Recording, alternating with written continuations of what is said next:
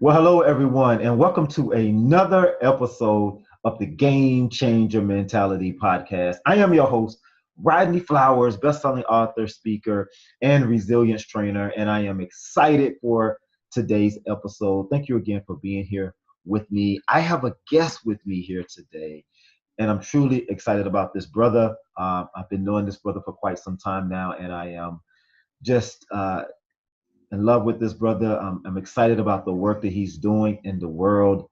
And I'm excited that he has taken his time to be here with us today and share his knowledge, share the things that he's learned and his work that he's doing in the world. Mr. Adam Markel is here. He is a speaker, author, and entrepreneur, and he loves inspiring, empowering, and guiding people to achieve massive success, personal growth, and this guy is truly has a heart for people, truly has a heart for allowing people to become who they want to become in the world. And so he's here with us today, and we're going to get into some of the work that he's doing. He's written a book. We're going to talk about that.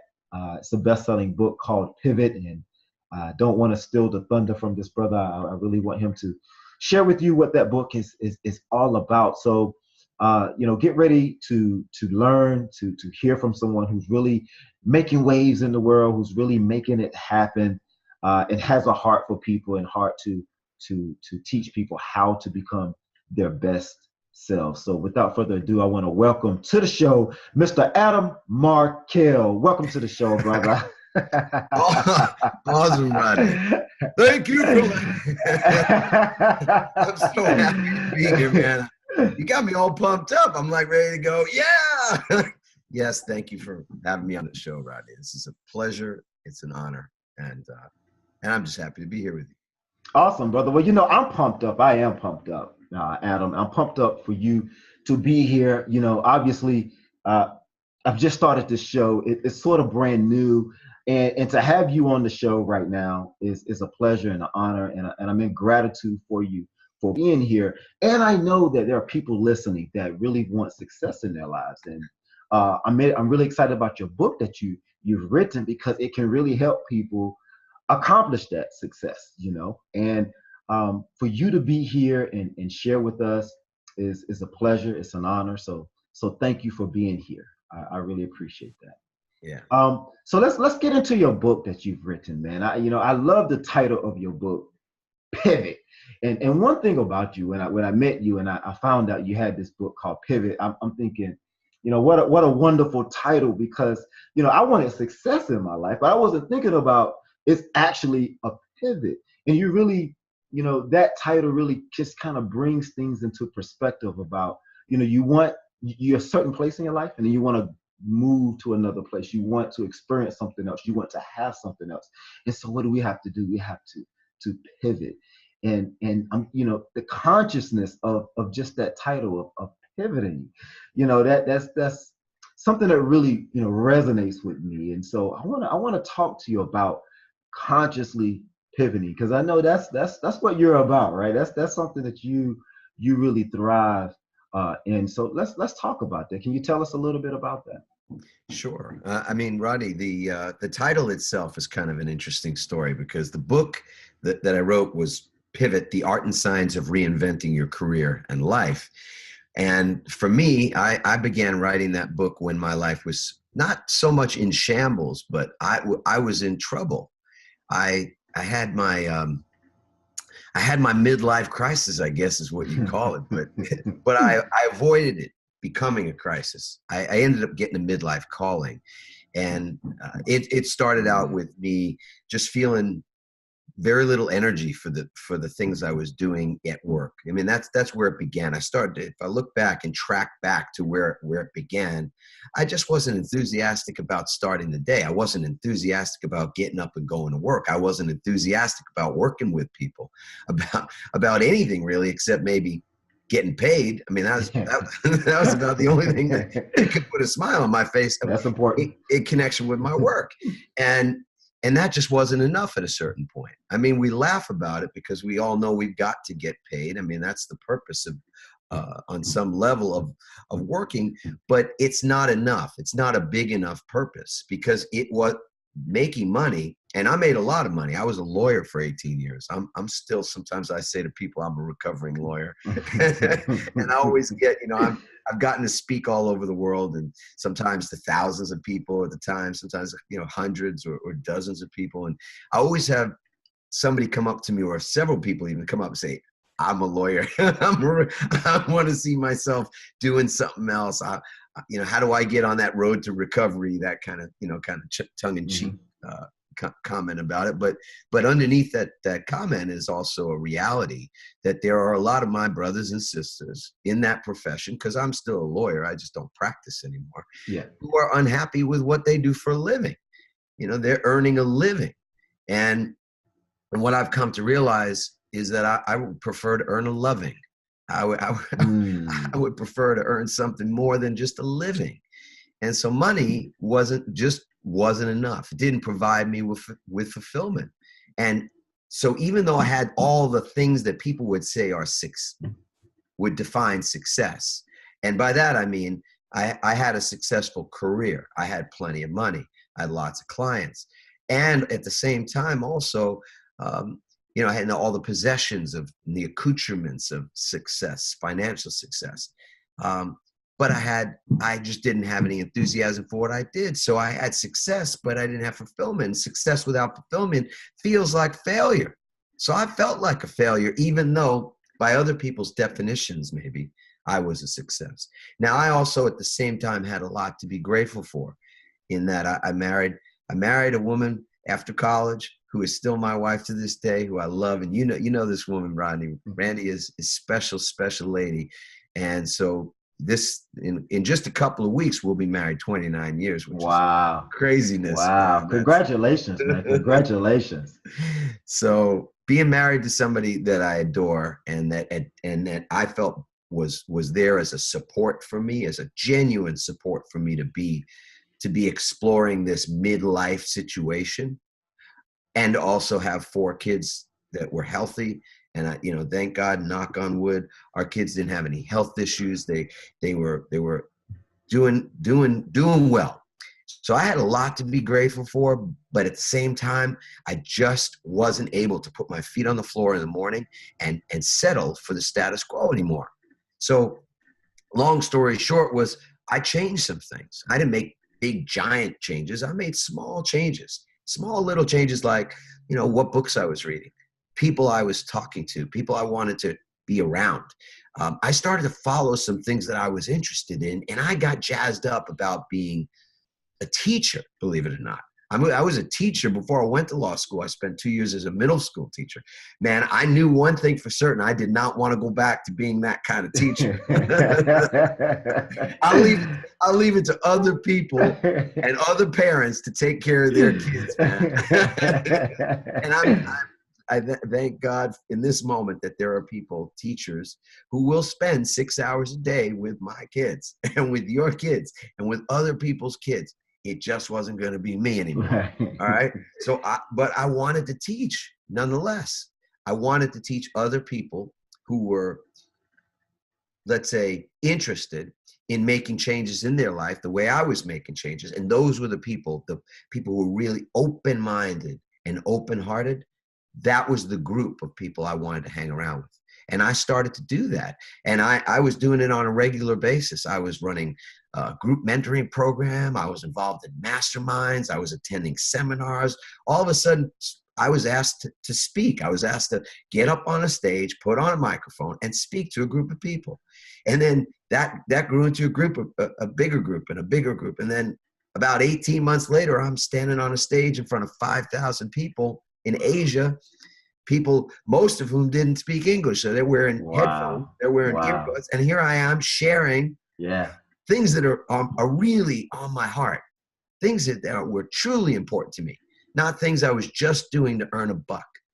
And man, I'll tell you, I got addicted to that. I think we're all addicts anyway, to a variety of things, not necessarily drugs or alcohol or anything, but we're addicted to things. And often I see that for myself, I'm addicted to things that make me smile. I'm addicted to things that make my heart feel good. I'm addicted to things that help me sleep well at night. I mean, so I got addicted to that way of doing things, of being around those people, of sharing that information. And I ended up writing a book about it, Pivot. That's the book that ended up coming out of it. And I started to write that book for our kids, so that our kids would know what their dad had been going through. You know, that someday they were going to hit that sort of crossroads, if you want to call it that, or that brick wall, because that's where I was headed. And I just didn't want them to be without the tools, at least the tools I had. They didn't have to be the tools. They're certainly not the tools, but they helped me. And then I started writing that book, and maybe I was about a year into the manuscript writing and all that. You know, it's a torturous process. It can be a really difficult process to write a book.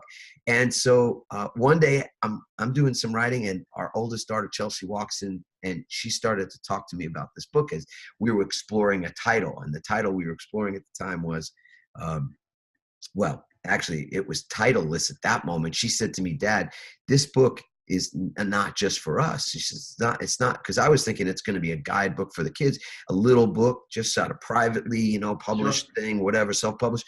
She says, "No, Dad, this is a book for all the people out there like you." She says, "This is great that we're going to have this book, but it's about a lot of other people." So then we started to brainstorm about the titles and whatnot. And it started out as Too Old to Hire, Too Young to Retire. That was the title of this book. Kind of crazy, right? Yeah. Right. But one day I woke up from one of these, just sort of in the middle of the night, got up, and this title, Pivot, hit me in the head.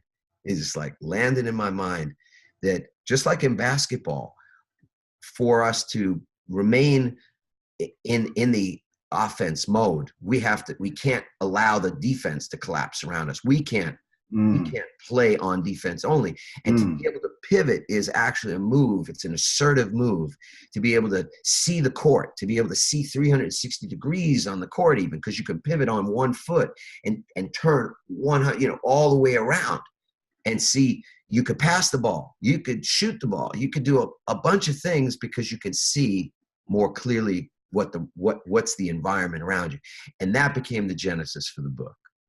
Now, that was a long answer to a short, relatively short question, Rodney. So hopefully I answered your question. Yes, you did. I mean, and you said a lot of things in there that I want to go back and touch on, because I know we're going to get into the conscious pivot, you know, a little bit later, right? And what that all means. But it sounds like, and you correct me if I'm wrong, but, you know, you wanted to change. So you was conscious that you wanted to change, but you kind of fell in love with a process here, right? And it sounds like that was self-development, right? There were some things that you started to do that increased your life, increased your quality of life, increased your learning, right? And that to me is important, because I think it shouldn't take something to happen in our lives for us to get to that place where we want to seek more, want to have more, or we have to get dissatisfied with where we are, because I really believe in lifelong learning. And I believe that because we have such beautiful minds and we have the ability to learn and apply what we learn to be better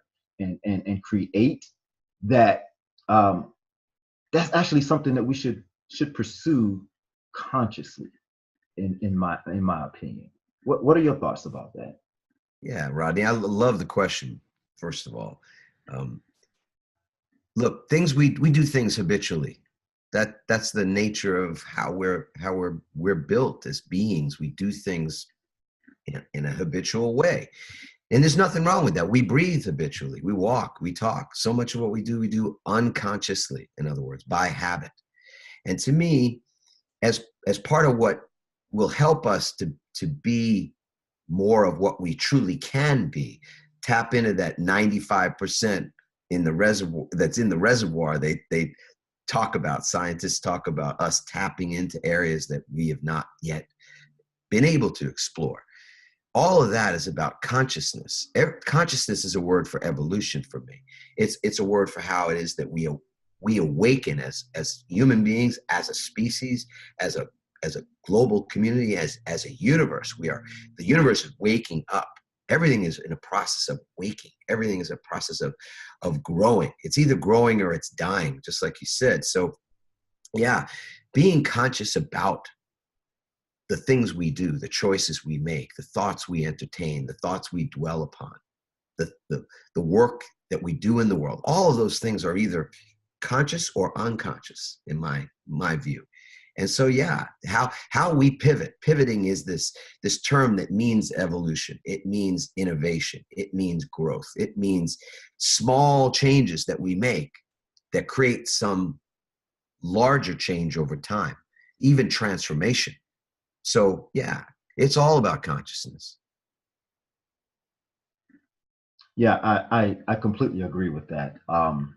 And you know what I've experienced in life is uh, a lot of times it takes something in life to happen in order for you to wake up. I mean, you know my story about being paralyzed and suffering an accident that seemed to destroy my life, seemed to make me feel like there was no point in continuing on. But it's kind of like what you said. There was an awakening that happened. Something happened during that process that caused me to want more, caused me to seek more, caused me to really become conscious of what I had inside of a new person, a new opportunity in life. And it was towards expressing myself more, you know, and it wasn't really about the material things and the money. I mean, all of that kind of is a benefit or a side effect, if you will, of being successful. But it was more so really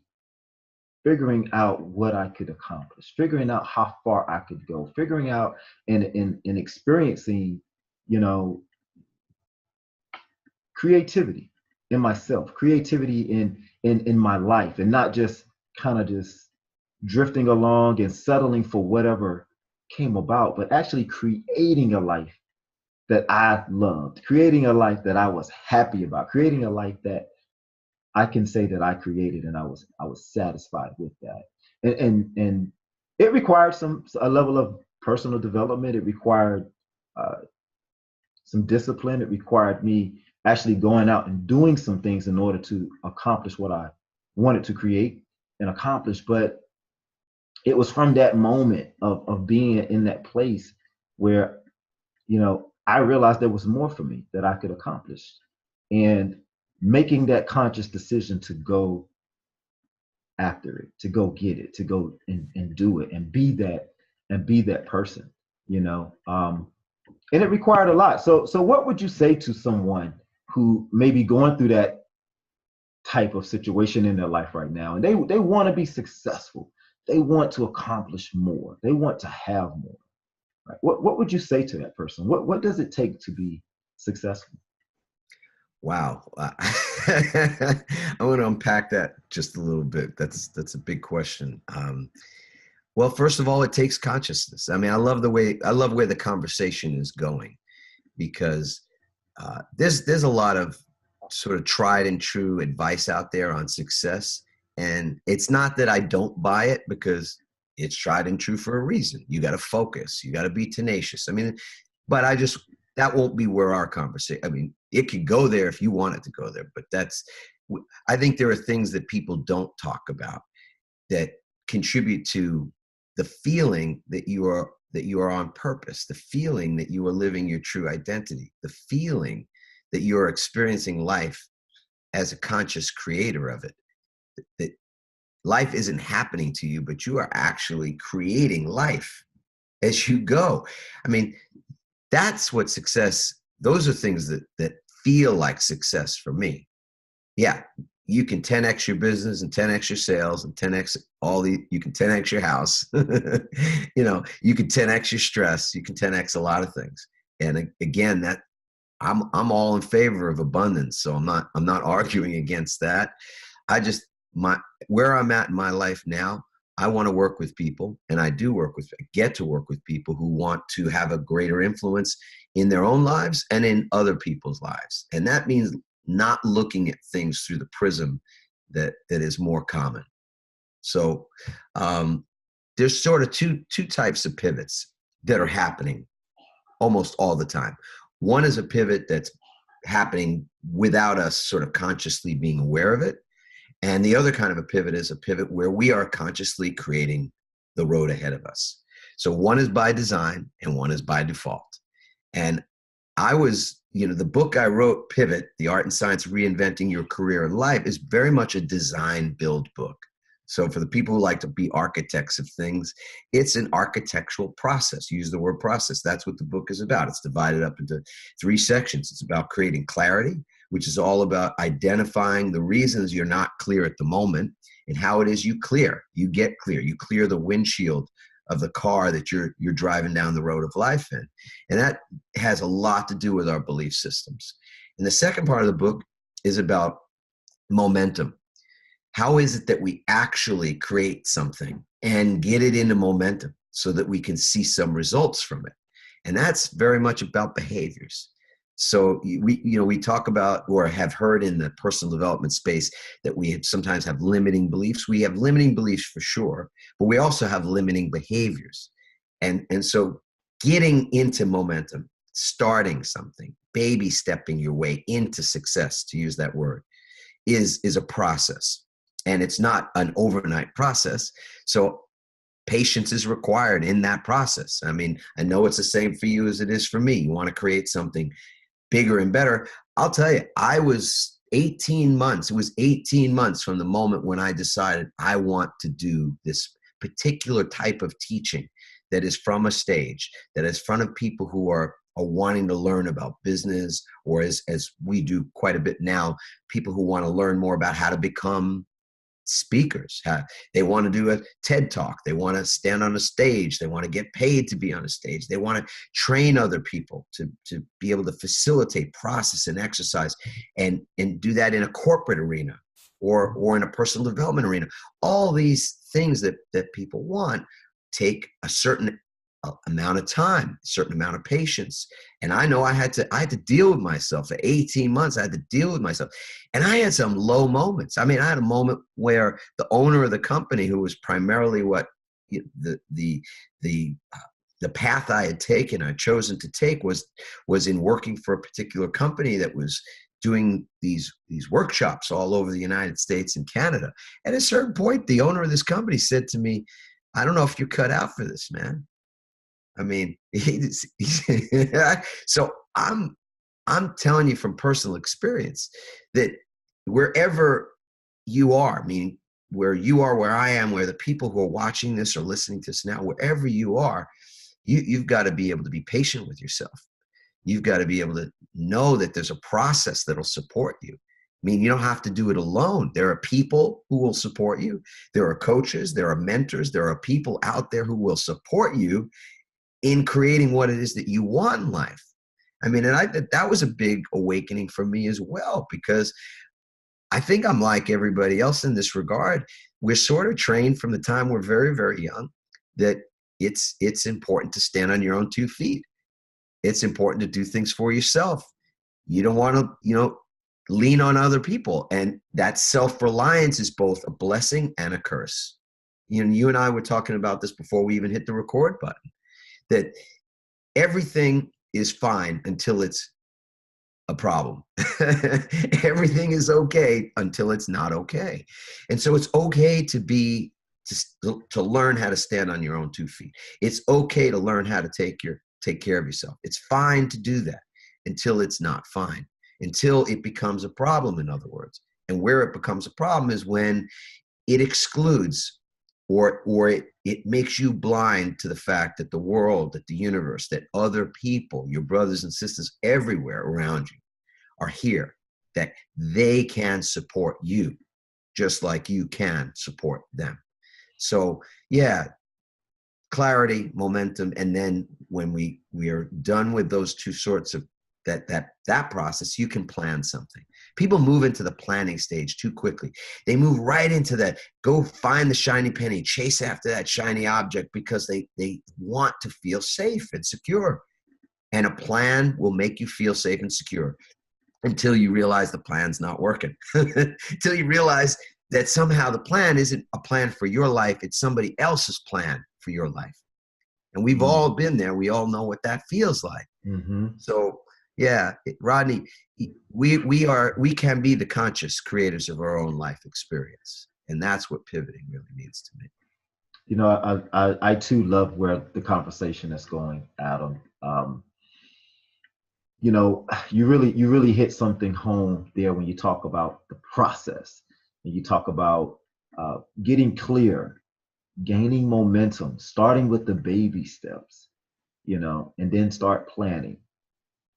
Um, we don't do that. A lot of times we want what we want, and it's like you said, we want to go really hard. Let's go hard, beast mode, but we don't take that step back and really get clear about what it is that we want and what it's going to take to get there. I really believe that when you're trying to go from point A to point B, a lot of people look at point B as the most important step in the process, the destination. That's what they want. They're really trying to get there. But I really believe the juice and all the goodness is in between steps A and B, because that's where all of the magic happens. That's where the actual pivot happens. And when you get to your destination and you get to point B, you're a totally different person. You have reinvented yourself, if you will, like you say. So how does a person stay in that process though, Adam? A lot of times people, they experience failure, and then they want to quit.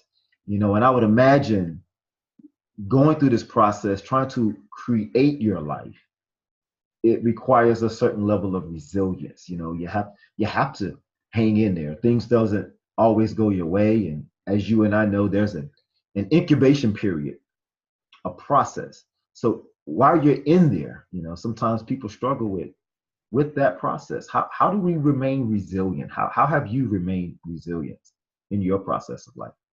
Yeah, great question, Rodney. Love the way you closing these loops and following the thread. So yeah, resilience is everything. It's the whole it's the enchilada, man. There's no question about it. And I want to track back for just a second about that destination you're mentioning. Destination is a consciousness. It's, I want to get to a certain place, so I'm focused on that place, and that's destination consciousness. Journey consciousness is different.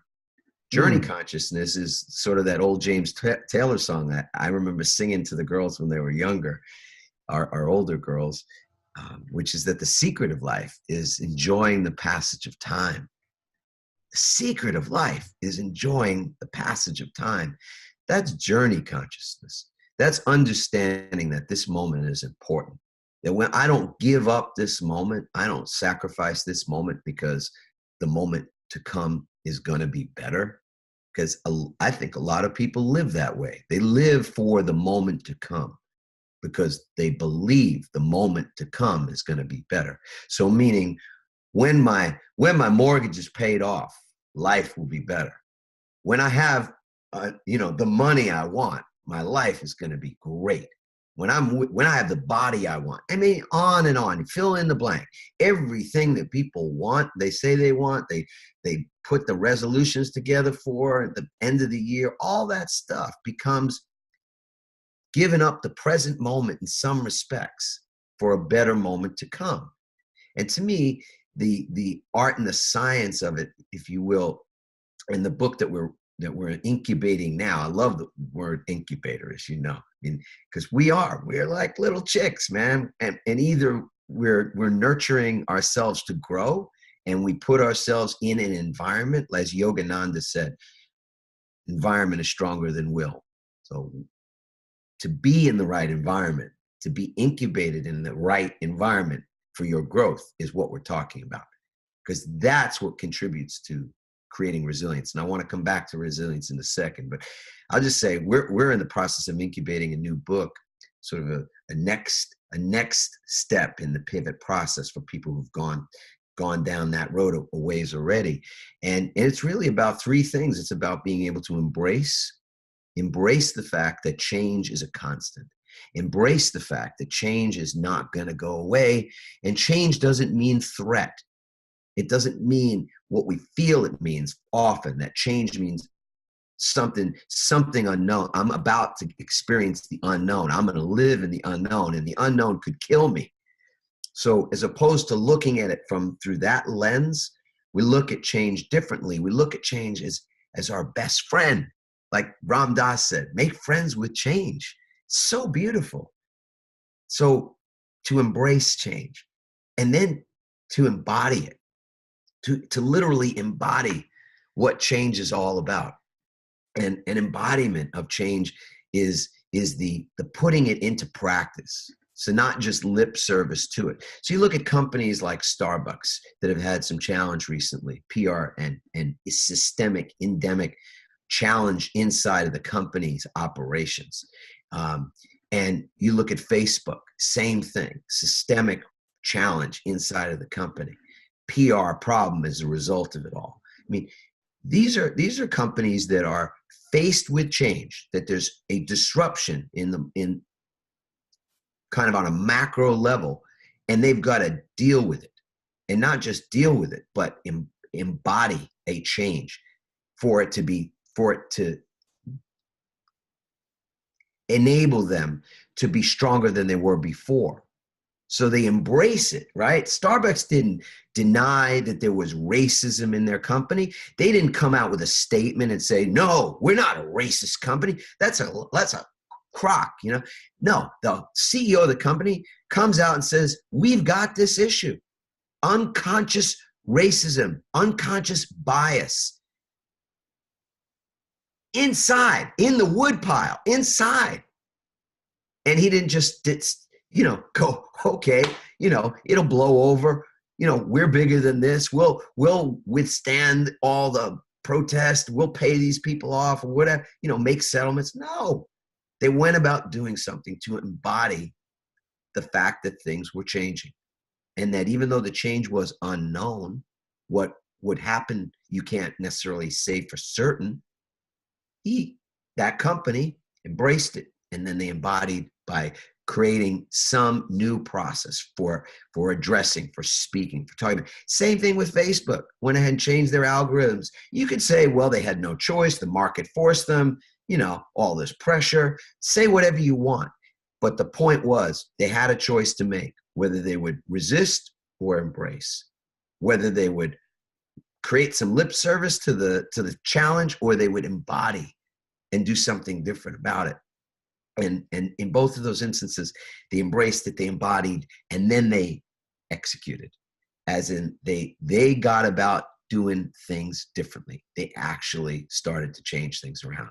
So I think there's no question that at this moment, to be able to do all that, to embrace the change, to make change our best friend, to be able to incorporate new things into our way of being, to the things we do, not just the things we say, and to be able to go forward. So to have that new plan, to execute on that new way of being in the world, that takes strength. That takes a certain strength that I will call, you said it, resilience, man. The ability to bounce back even stronger than you were before the disruption happened. So yeah, resilience is key. And the kind of thing that fascinates me is how you look at in sports, because I know you're of sports, both an avid sports fan as well as an athlete. You know as well as I do that recovery, like, so if you're in the gym and you're lifting weights, the difference between somebody who can achieve a certain body, get a result from their body, and somebody who can't, it often has to do with how quickly their body recovers from the sets, from the stressors. How quickly can they recover is the difference. And the Harvard Business Review actually researched this. Researched the highest performing athletes in the world, and compared them with business owners, executives, operators, and they found that there was one thing that the ones who succeeded continually, that were created sustainable success.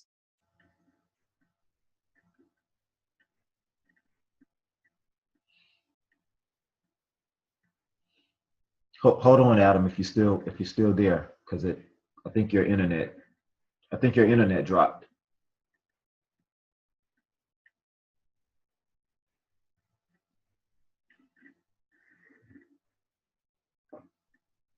Rodney, I can hear you. Yeah. So yeah, So I'm not sure where that dropped out. What was the last thing you heard me say? You were talking about the CEOs. Harvard did a study and said that they had CEOs and something else had one thing in common, and that's where you started dropping Oh, off. beautiful. The one thing that those CEOs and really successful business owners and operators Business had in owners. common, Yeah. just like athletes, was their ability to recover quickly from setback. And then they actually looked at why it is or how it is that they could recover so much more quickly than others. And it was the rituals that they had created for recovery. Mm. The rituals for resilience, in other words. That's what the Mm. differentiator was. So let's get into that, Adam. I mean, this is good, brother. I mean, I really love this because I'm sure there's people out there listening and they're hearing this conversation and we're talking about bouncing back. We're talking about being resilient, and you know just as well as I, life sometimes can be harsh, man. I mean, it can hit you and bam, you have a change in your life, you have a disruption in your life, and here you and I are saying, you got to bounce back from the setback. You have to be resilient. Oh, you have to set some rituals in place. Okay, let's really get clear on what we mean by that. So I mean, because there's somebody somewhere who just got beaten, right? Somebody somewhere just lost a child. Somebody somewhere just was told that they're not going to live much longer because of some disease. Somebody somewhere just found out that they have terminal illness, or they're not going to be able to walk again, or they just got laid off. Okay, I mean, I know these companies have problems and issues, and these are multi-billion-dollar issues that some of these companies face. But let's talk about the individual who has experienced something like this, and they too want to live a life that they love. They want to wake up every morning and say that they love their life. How can they incorporate some of the tools and the strategies that we're talking about today? Someone who's faced or is facing that type of change. How do they embody and embrace that type of change? Well, first of all, there's two things I'll promise. One is that I'll share a resilience ritual when we're wrapping up. When we get to the end, you let me know. And I'll share this one ritual that has sustained me for almost 10 years now. So I've had plenty of time and practice with it, and it has worked again and again and again. So I'll share that ritual.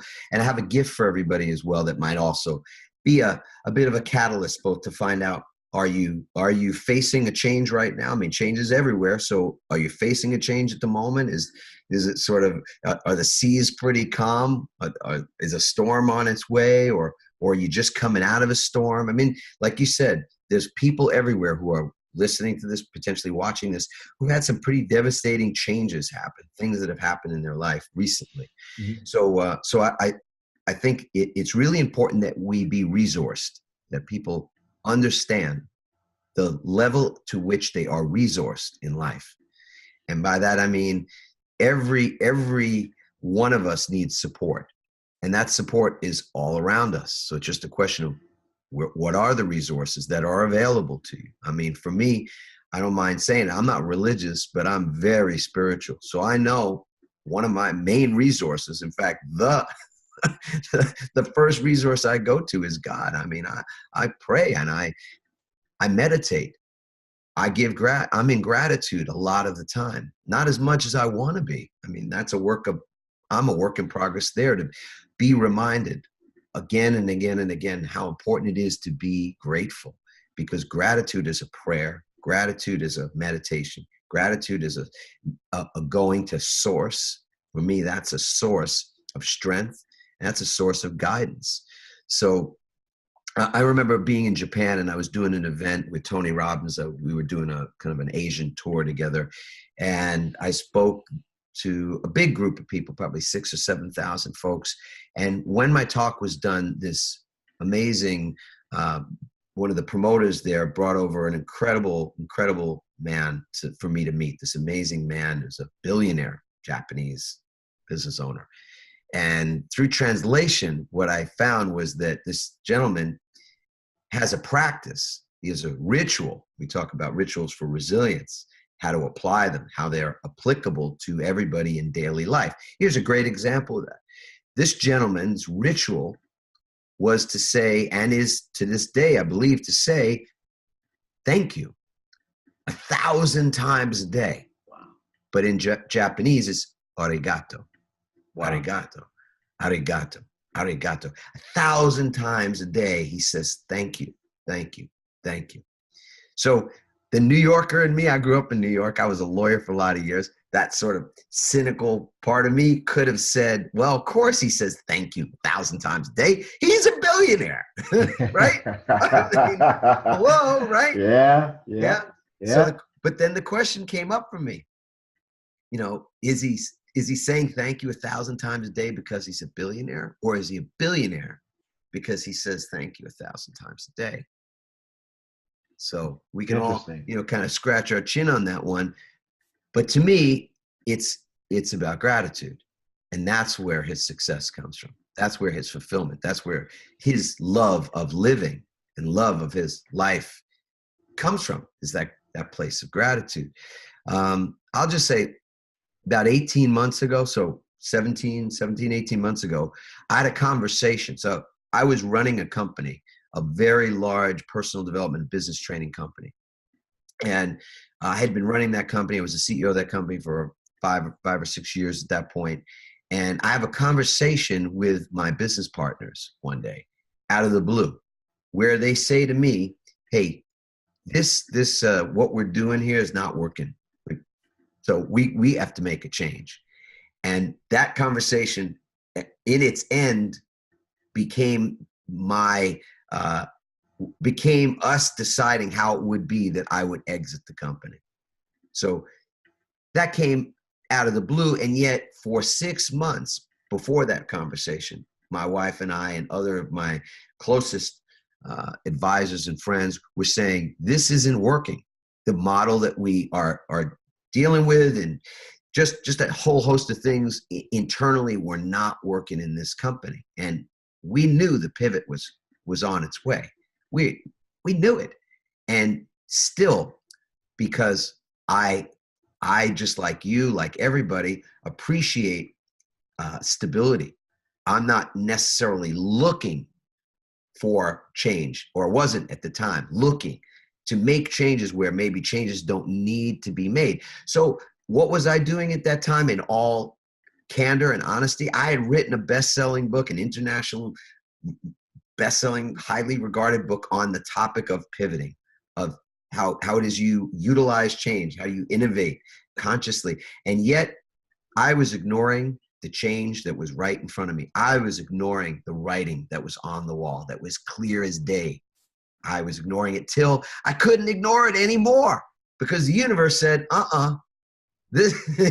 you're not allowed to do that. You're not allowed to be incongruent with the message that I'm allowing. You know, the universe is allowing me to cascade this message across so many countries, so many people, that it wouldn't be right for me to be a hypocrite in that instance. Like, we're all hypocrites on some level. I'm a hypocrite in ways. I feel we all are in some ways. But that was my core message. How it is you handle it and work with change, and how it is that you don't dig in and argue for and protect the status quo, because it leads to mediocrity. So I was doing the very same thing. And then all of a sudden my partners show up and we go, hey, it's time to make a change. And 4 months later, not only am I no longer the CEO of that company, but I exit the company entirely and create a brand new, or have to create a brand new business out of thin air, Rodney. So you talked about, there are people who've lost a job, lost a business, lost a child. Yes, to all those things.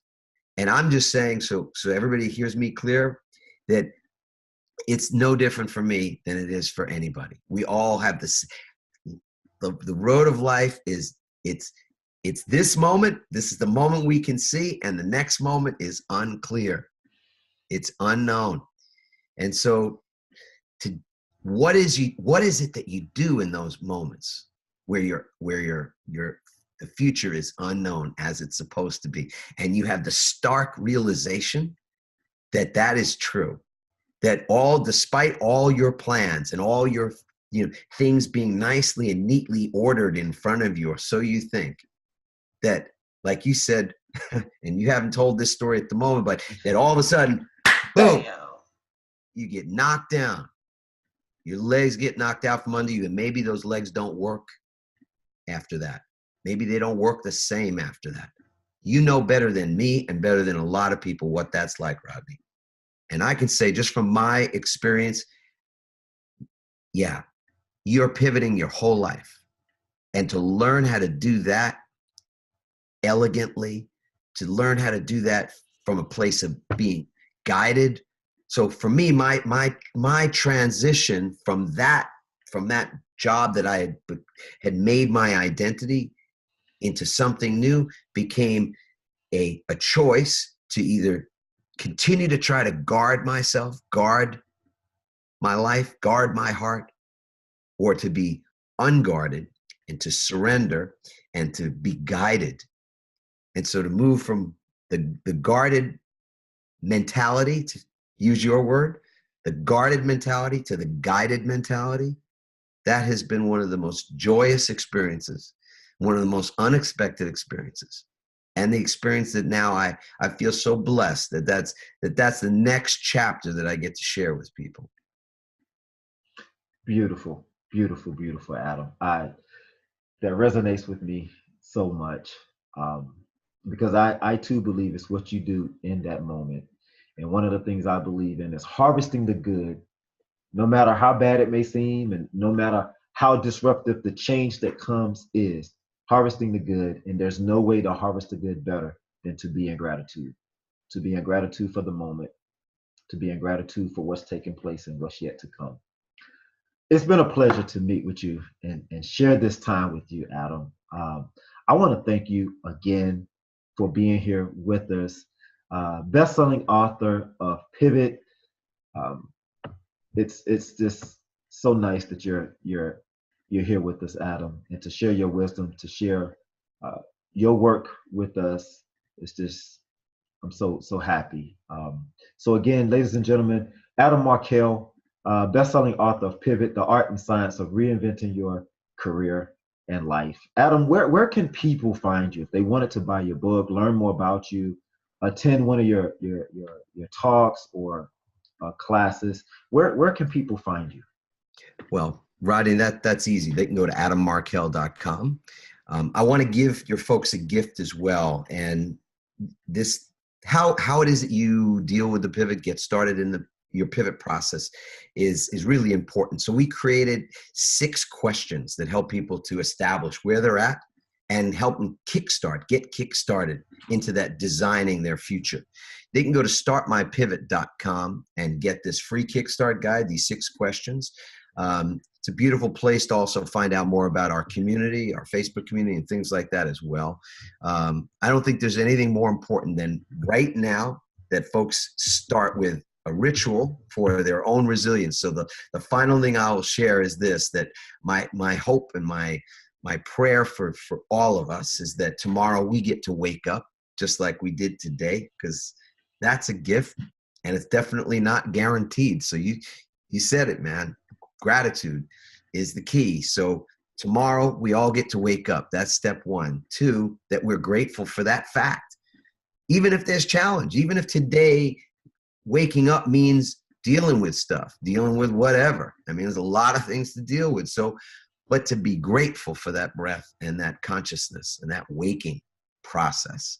That's step 2. And step 3, if they're willing, and if all of us are willing to do this, either from the bed or when our feet hit the floor, or as soon as we think about it, to say the words, I love my life out loud. I love my life. I love my life. That's the legacy I want to leave behind. And certainly it's been a great ritual for me, brother. So thank you for having me on the show. Wow. Thank you. Thank you as well, Adam. Well, there you have it, guys. Another great episode on the Game Changer Mentality podcast. We're here today with Adam Markel, best-selling author of Pivot, The Art and Science of Reinventing Your Career and Your Life. And to get Adam's book, please go to adammarkel.com. That's ADAMMARKEL. And purchase the book. You will not be disappointed. And so also, please check us out on Facebook, community Game Changer Transformation.com. And thank you guys once again for listening in on the Game Changer Mentality podcast. Thank you guys, and we'll see you next time.